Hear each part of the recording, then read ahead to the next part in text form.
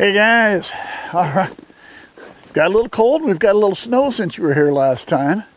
The girls are down that way. That pen tends to be a little more out of the wind than this one, so they tend to sometimes like to stay up here a little bit.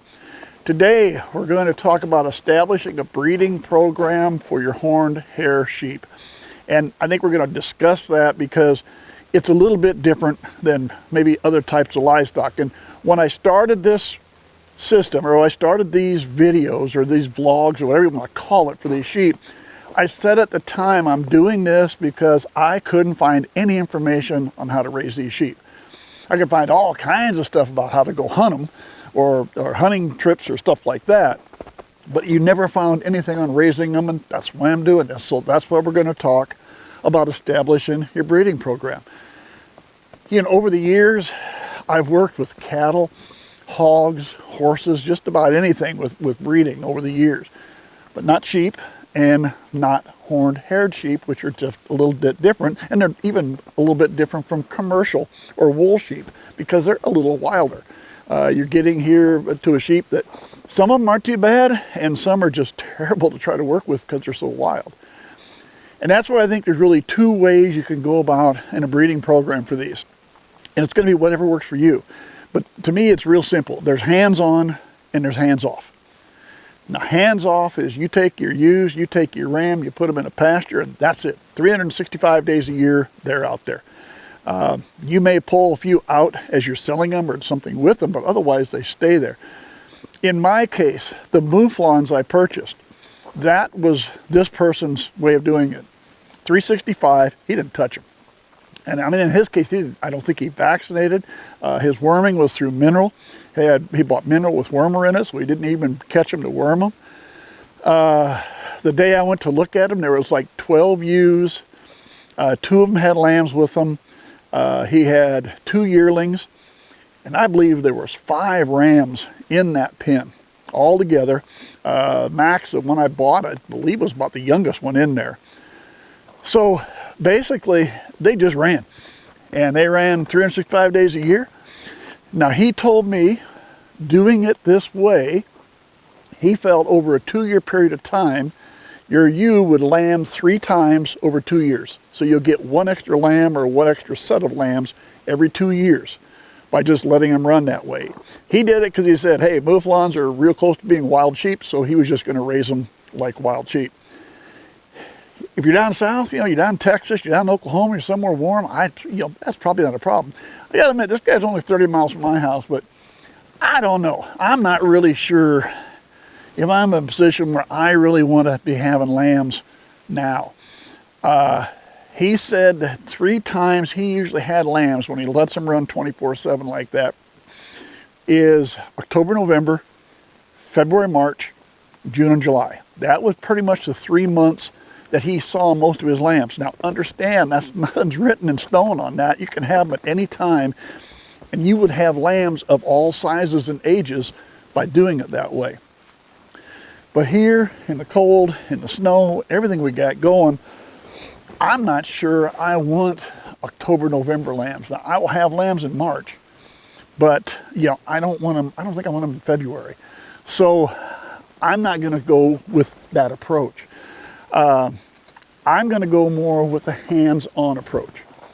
And for me, the hands-on approach is the middle of last October. That's when my ram went in. He went in on the 12th of October. And you can start looking at some of these, they are getting some bellies on them. I've got some of the black bellies, but those are the ones that were the first ones bred. And those are the ones that are really starting to show. You kind of wonder how much is hay belly, how much is lamb belly, but when I'm looking at the ones that I know are going to be later, they're not showing much yet. But I've got 4 or 5 of them that are really starting to show, and you know what? They're only 7 weeks away. So that's probably why we're starting to show. But that's the approach I'm taking. I'm taking the hands-on approach. I'm putting the ram in when I want him in. I will take him out when I want him out, and they will have lambs at that designated time. Also, in my case, what I'm going to do, there's 13 ewes down there. I've got 7 of them, I think, should lamb in March, maybe early April. The other 6 are going to be May, June. Some of them still may not be bred. They could be July. All right, with my doing it hands-on, in about 3 weeks, I'm going to split that group. I'm going to put the early ones in that pen where they're standing right now, and the late ones with the ram are going to come here. So I'm going to split them up, do a more hands-on approach. I want to make it a little easier to try to catch lambs, work with them, get ear tags, vaccinate, do stuff like that.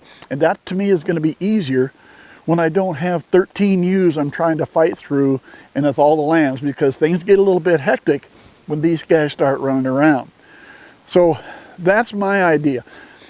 The other thing I want to do, eventually, I got 1 ram. Eventually I want 2 or 3 rams, and I may be splitting my group up. I may come up with a new Mouflon ram, and I may breed him to my Mouflon ewes. And my current ram may go over and breed the black bellies. I may start doing something like that. That's a little more hands-on. If you're doing 365, where I got my Mouflons, 12 ewes in a pen, 5 rams. Who bred who? Now the big ram, the old ram, he should have done most of the breeding. 99% of the breeding or 90% of the breeding should be done by him. He fights off the others, that's his right, that's what he does, and everybody leaves him alone, but there is no really 100% guarantee of that. So when I was getting, if you're getting Mouflons and you've got, or no matter what breed it is, and if you've got 3 or 4 rams, you have no idea. I want to be in a situation where maybe I can do a little bit with my breeding, where I'm trying to experiment a little, work with my genetics, see if I can take a better ram, put him with better ewes. I want to keep track of my ewes up close. I want to know what lambs came from what ewes, and I can really keep up with that. But that's the hands-on approach, and that takes a lot of time. Fortunately, I've got a little time. As long as I don't take too much time away from my fishing, I got time. But if you don't, then maybe the hands-off approach is your thing. Maybe your thing is turn them loose, put them out in the pasture, and let them go. And you see what you get and whatever takes place and whatever happens. There's nothing that says you can't take a hands-off approach and eventually change that to a hands-on approach if you don't like the way things are happening. It can always change. And if you start with a hands-on approach and it gets too busy and you can't handle it, turn them loose, put them out in the pasture, and turn it into a hands-off. Nothing's written in stone. You can change things around anytime you need to.